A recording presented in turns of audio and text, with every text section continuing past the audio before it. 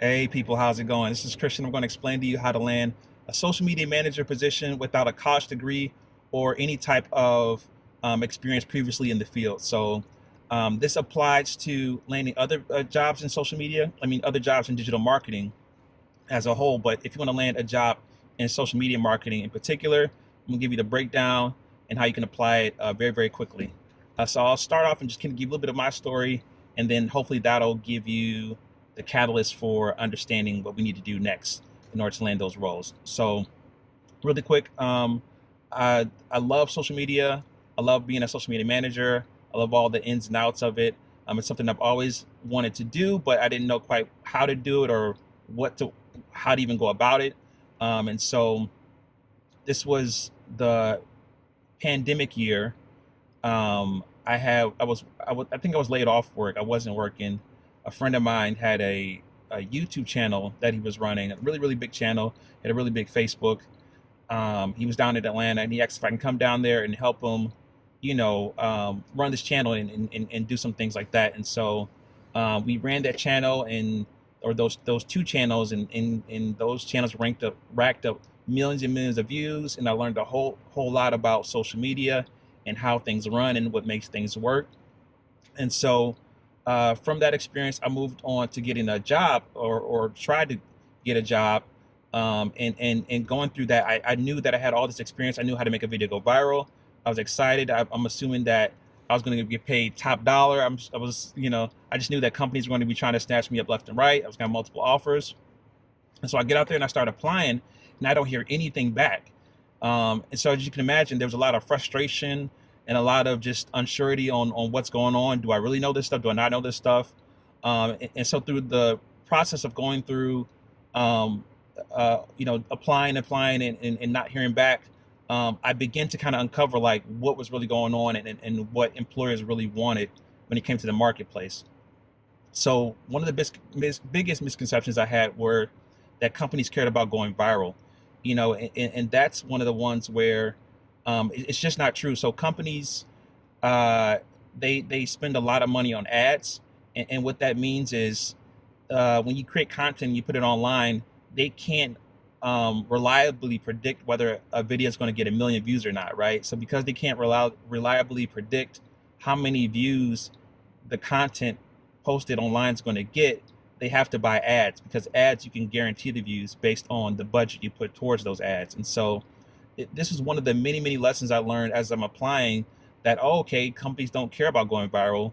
They want the content, they want the social media, they want the content to be on social media, but going viral isn't the thing that's going to get you the job. And so when I was out and I was pitching myself as the guy that can make you go viral.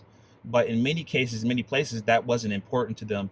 And so there's a lot of nuance and things I needed to learn along the way. And so through applying, when I started out, all I had was a resume and a cover letter. And these are uh, tools, you always need. You always need a resume. You always need a cover letter. But there was one thing in particular I was missing, which was a portfolio. Now, a portfolio is such a big piece because, um, I don't have a college degree. I don't have any experience at this point working in social media in regards to working for a company. And so when I'm trying to show an employer that I'm able to do the job, they're like, well, how do we know you could do it, right? And so having a portfolio of work that I've done was the tool that I used to break through the noise and finally started getting some callbacks. Finally landed a job at an agency. I didn't love the agency. I felt I was overworked, and so I kept applying again. Got another job at another agency. Didn't like that job again. Overworked, underpaid. And then eventually I landed my dream role. But this all came through just consistent applying, using my resume, cover letter, and portfolio. So um, for you guys, when you're trying to break in, especially with no college degree or experience, or this is a new field for you, this is like the framework for building, or getting to where you want to go. So you want to start with your resume. So you're saying, okay, well, you just said I don't need experience, I don't need all this on my resume. That's true, but um, the reason you don't need the college degree is because many employers are dropping their college degree requirements. There's an article done, and I think it's as many as 50% dropped their degree requirement last year, and another large percentage is dropping their degree requirements this year. And so you don't need the degree per se, you don't need the experience per se, but you do need the training. Okay. So I did have some training, from working with my friend and doing some other things on how to do social media. I just needed to show employers that I know how to do it. So the first thing you want to do is actually have some type of training to go on your resume. So if you've taken any type of courses, digital marketing, social media stuff, um, those can go in the training section on your resume. So that's how you add experience to your resume that way. Um, and then also, um, your cover letter is a great opportunity. Some people hate cover letters, but cover letters is one of those places where you can explain all the things you know how to do, right? So if you don't have formal experience, or you don't have the experience that working for many different companies, but you've done social media on your own, you had some success on your own, or you just know how to post on your own, you can put those experiences onto your cover letter and explain to employers that way. So that's why that's such a great tool. But I want to talk about your social media portfolio, because that's the most important tool. I feel like the resume is needed, but the portfolio, to me, is the most important tool, and it ties back to your resume in a very, I think, powerful way. So the portfolio works like this. When you're for instance, you want to work at like a Fortune 500 company, right? You want to work at Google. They're going to want to see that you have some experience on your resume, that you've done some things with social media before, right? So you have to have just something on there, right? Something you've done, something you can point to, right? So how do you get there without the experience? Well, let's backtrack it one step forward. Okay, we need social media experience, but no one will hire us without the experience. Well, the step before Google or the big company is finding a company that will hire you without experience. So this is what I discovered very, very quickly, was that there are several places. These tend to be local small businesses, coffee shops, um, art studios, anything that's a small local business. These are opportunities to gain social media experience. So the way it works is, as you can imagine, people with years and years of social media experience are working full-time jobs for really large companies, demanding really large salaries. But imagine you're a small, mom and pop coffee shop. You can't afford to hire the top dollar person, a social media person. I mean, you can't even afford to hire them full time, right? Really, all you can do is afford to hire someone maybe 10 to 15 hours a week, right? And you can't pay a high salary. So you have the need, you are hiring, but you can't go from the top person who has all the experience, right? This creates a scenario where the person with no experience can go in and land one of these positions. See, these positions for the small mom and pop shops don't require experience. You don't need years and years of experience, and you don't need a degree to get any of these roles, because they just need someone to do the work. And oftentimes, they just don't have the capacity to do it in-house. And so you serve a great function for them, but they just can't offer you a full-time role. But this presents a beautiful opportunity for us, because if we're transitioning into social media, we can get paid to learn it, right? So we can get paid to learn how to post on all the platforms and do it for an actual business, um, because they need the help, right? Well, how do you get the local coffee shop job, right? How do you get that small mom and pop role? So this one's easy too, right? So even the small mom and pop shop want to see something from you. They want to see some capability. And so this is where the social media portfolio comes in hand. So what we do is we take the social media portfolio and we create examples of work. And sometimes you can tailor it to the places you're applying to, but you can also keep it generic. And so I'll give you an example. Um, uh, if I'm applying to local businesses, what I'm going to do is I'm going to have examples of Instagram posts, and I'm going to put them in a social media portfolio. Now, the portfolio itself is just like a one-page web page, right? You can go on Wix.com and make a free page. Um, and so what you're going to do is you're going to put an example of a post, or three examples of posts on your portfolio. So it will look something like this. I would go into a free a graphic designer like Canva, or something along those lines. If you know how to use Photoshop and you have access to that, Photoshop will work great as well. What I would do is, excuse me, we'll make a square image. And Canva has a lot of pre-made templates, which makes it even more easy to kind of show your skills. So if you're worried about, well, you're asking me to get in the photo editor, I don't have the design skills. Canva has already pre-made templates made already. And so what you're going to do is you're going to go into Canva, search some of their pre-made coffee shop templates. And so what you're going to do is you're going to see listings for, I'm sorry, you're going to see pre-made graphics that show, coffee beans pouring into a cup, or, I'm saying, some kind of coffee related theme, right? And there's going to be some text to go along there. And so what you're going to do is you're basically going to redesign the already done template to showcase your graphic design skills.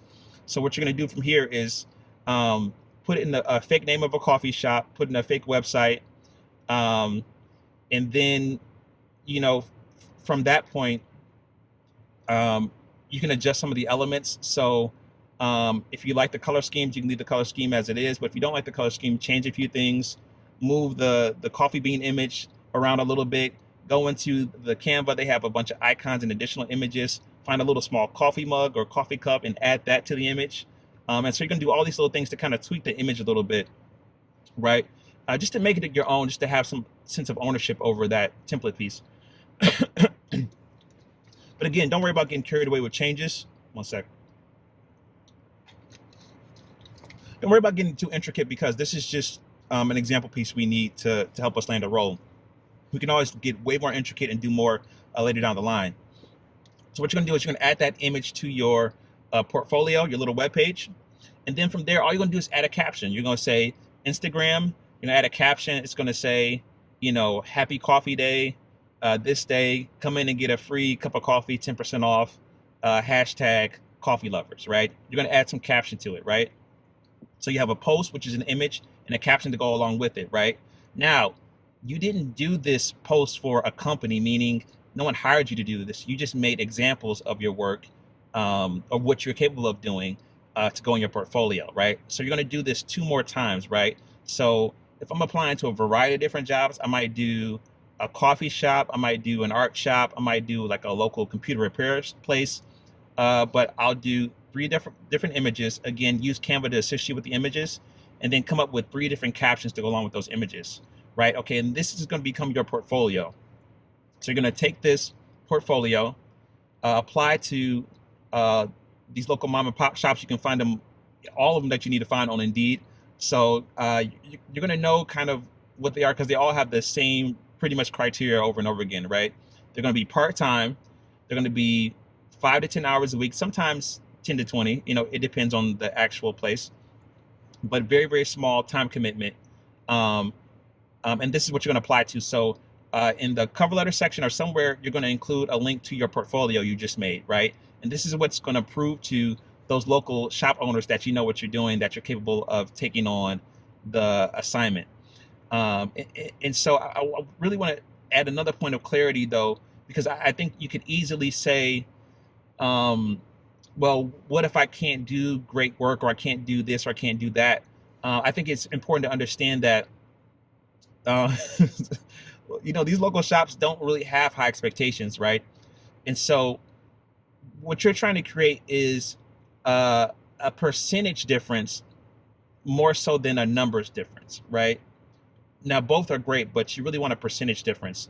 And so what this looks like is, if the coffee shop is posting to Instagram, and their average post gets, let's say, 10 views, or 10 comments, let's say 10 views. If you can double their views, that's 100% change. That's 100% change in their viewership, right? And so, although on paper you haven't done a lot, you've done a lot, and so when it comes to local businesses, for the majority of the time, it's really hard for them to gain really large audiences online, because they're local, right? If you aren't in the area and you're seeing the post, well, you're probably not going to go to that coffee. You're probably not going to make a special trip out of your state to go to that local coffee shop. And so it really is tough for local businesses to have really large followings, but it's important that they have a presence, right? So imagine all the people that live in that city that are able to go to that coffee shop, or imagine all the people that live in that city that aren't aware of it, that don't know it's on their way to work, that don't know, that like the coffee shop, but they don't know that they're having special promotions and special days. And just by being an announcement board online, you're able to provide value for the people watching and for that company. And so, of course, the more you learn, the more you can really, really actually make a difference. There's a lot of training you can take, training I offer, but when you're just trying to get in the door, um, uh, uh, feel free to research the companies. You know what I mean? If you're nervous because they're doing a million views per post and there's some local coffee shop, I understand your hesitation there. But the majority of businesses do not do well with social media online. They have a really, really hard time figuring it out. And so just by posting consistently, you're going to make a world of difference on those platforms. So um, we're going to take our resume, cover letter, our portfolio. We're applying to jobs. We're going to land a small local coffee shop job. Now, what I suggest you do from here is, if you have a full-time job and you're looking to transition into this career field, but you need your work. You can't take any lapses in work, right? What you can do is you can just work one of these part-time, right? So like I said, there's low hour commitments. What you would probably want to do is just find one of the jobs that has a much lower time commitment, one of the ones that has a 5 to 10 hour per week time commitment. Now, if that's a little bit too much, meaning you have a full-time job and other responsibilities and 5 to 10 hours is too much to add to your plate, then from what I would do from there is I would keep looking for roles, because there are actually roles that only want 5 to 10 hours a week, right? So there's companies, like, again, they're small, they can't really afford to have this extensive salary, or a full-time social media person, and so they're only hiring for 5 to 10 hours a week. And so that's the role you would take. So where you're only working maybe an hour or two a week on that particular project or that particular company's social media handles to gain your experience. And so the value of this is you can gain the experience without having to leave your full-time role, right? And all you're doing is adding real life examples to your portfolio. So your portfolio that you use, that we just made, um, were just examples we made up. But this portfolio that you're making out actually has real examples, because you're actually working for a real place, right? So you can actually use the graphic you use for the actual coffee shop that you work for now, and you use the actual caption in that post, right?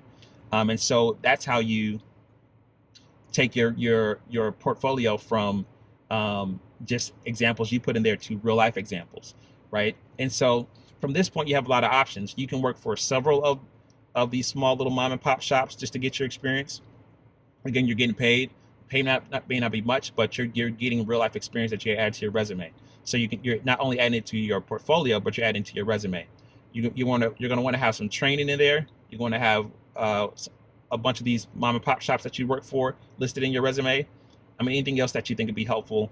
There's certain skills that certain employers kind of, or certain tools that are helpful, like, Asana, certain project managers that employers like to hear from too. But for the most part, you want to just focus on having that stuff, the real life examples of your work. Now, um, you've done this, you have some real life experience now. Um, Now it's time to move to the bigger role, right? And so from here, you just want to land, if you're looking to really transition to a full-time career, um, land your first big role, right? Your first real social media manager role. And so, excuse me, um, the process is really the same. You're just applying, you're using your cover letter to explain the skills you have, and what you're capable of doing, and then you have your real life examples in your portfolio, and then from here, um, this is just a matter of being consistent and applying. Of course, the timeline for landing roles you're supposed to carve out is like 3 to 6 months, right? And when the job market is tougher, that timeline can be even longer. But go on Indeed. Social media manager roles are regularly popping up. Uh, you know, find one. Apply to really all that you can. Um, I want you to ignore the college degree requirements if they still have those. A lot of companies don't even have that, but if they have that, please ignore that and apply anyways. Um, Include a cover letter because that helps you sell yourself. Include your portfolio, and that helps you sell yourself. And so this is exactly what I did. Well, not exactly. So with me, I didn't have to do the small mom and pop shops because I did have some experience. So what I did was my first social media role was in an agency. I think I said that before. Um, but an agency, in certain ways, is almost like working for a small mom and pop shop because it's a lot of small accounts that you're working on. That you're working. They don't have to be small accounts, but a lot of accounts that you're working on simultaneously. So I gained my experience that way. And so by working for an agency, I was able to put all the clients I had that I was working for on my portfolio. So it was the same process, except I didn't do the one by one with a local mom and pop shop. So if you're thinking the agency route, that is a great route for your first role. If you didn't want to do the mom and pop shop, because the agency route, you can kind of get 3 to 4 clients at one time to put on your portfolio and help you land a bigger role. But with an agency role, it is, overworked and underpaid, right? And so the disadvantage is you may not be able to do your current role and learn this new role. So, if you have an agency job, that's going to be a full time role for you. So you're going to have to really be able to transition into that role, and live off that salary, whatever that salary is. So the better option, I feel like, is going through the local mom and pop shops. But this just depends. It depends on where you're at. Depends on the time frames you have. Um, but I really, really hope this was helpful. I want to kind of demystify any mysteries around kind of landing this role. And also, if you're looking to land other digital marketing roles, things like that, it could be a similar process. Say you want to be an email marketer, you would just work for small mom and pop shops and do their emails, right? Send out emails for them, and then that would be go on your portfolio, that would go on your resume, and then that was what you would use to apply to bigger jobs. So it applies to many, many different roles in marketing. You could do the same process. Um, I'm Christian. I run my first social media job. I do training on social media. So again, we don't need the experience or we don't need the college degree, but we do have to have training on it. And so if you're looking for like a concise training, like I just need to learn in the next 8 weeks what I need to do and how to apply, I'm more than happy to help you. Click the link in the bio. But I'll be uploading many, many more videos with much, much more value. Just give me the insights and trying to cut to the point on how to land these roles. I'm excited for you. I'm excited for your future. And I look forward to talking to you again. Okay.